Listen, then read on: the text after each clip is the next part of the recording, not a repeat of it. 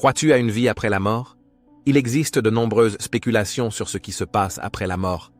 Certaines personnes qui ont vécu une expérience de mort imminente racontent souvent la même chose, indépendamment les unes des autres. Elles parlent d'un tunnel de lumière ou de la lumière au bout du tunnel.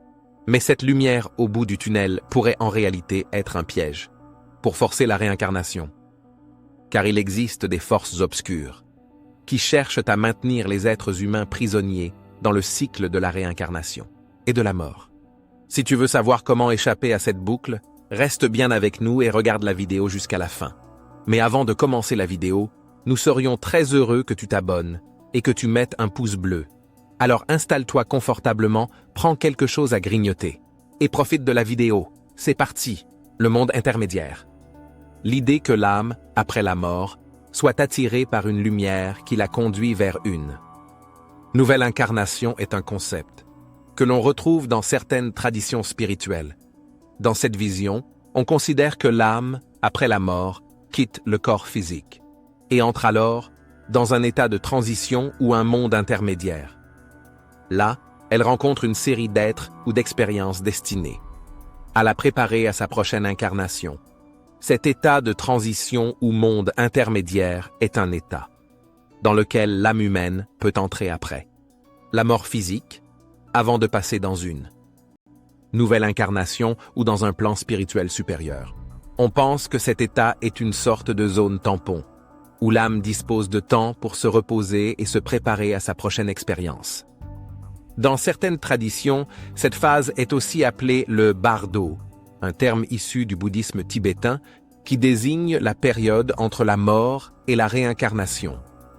Durant cette phase, l'âme peut rencontrer divers êtres ou expériences destinés à l'aider dans sa préparation à la prochaine incarnation ou à l'ascension vers des plans spirituels supérieurs. Certaines personnes affirment qu'elles rencontrent dans cet état des défunts, des maîtres spirituels, voire des anges ou d'autres êtres supérieurs. La lumière au bout du tunnel.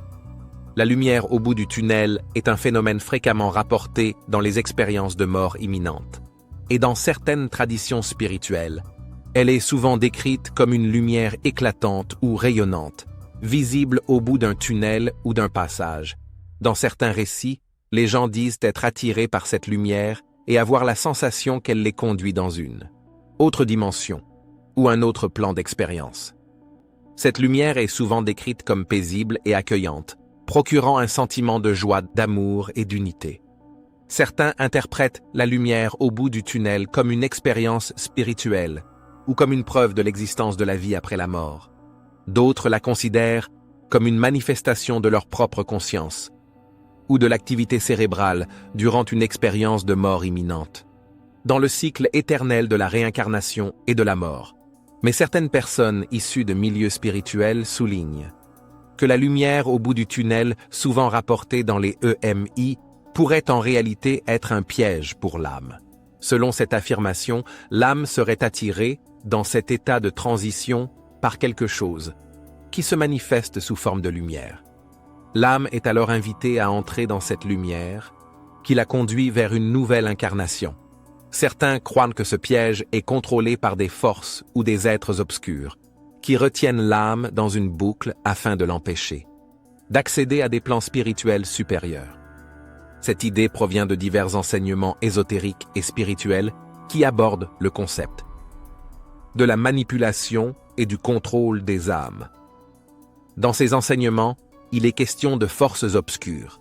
Ces forces obscures sont décrites comme des énergies négatives ou maléfiques, présentes sur le plan astral ou spirituel, et qui maintiennent l'âme enfermée dans des états spirituels inférieurs. Certaines pratiques et rituels spirituels sont utilisés pour protéger et préserver l'âme contre ces forces. Cela inclut par exemple le nettoyage du champ énergétique, la fermeture du troisième œil et le refus de la fausse lumière piège. Il est important de noter que cette théorie n'est pas partagée par toutes les traditions spirituelles et qu'il existe de nombreuses interprétations et visions différentes concernant ce qui arrive à l'âme après la mort.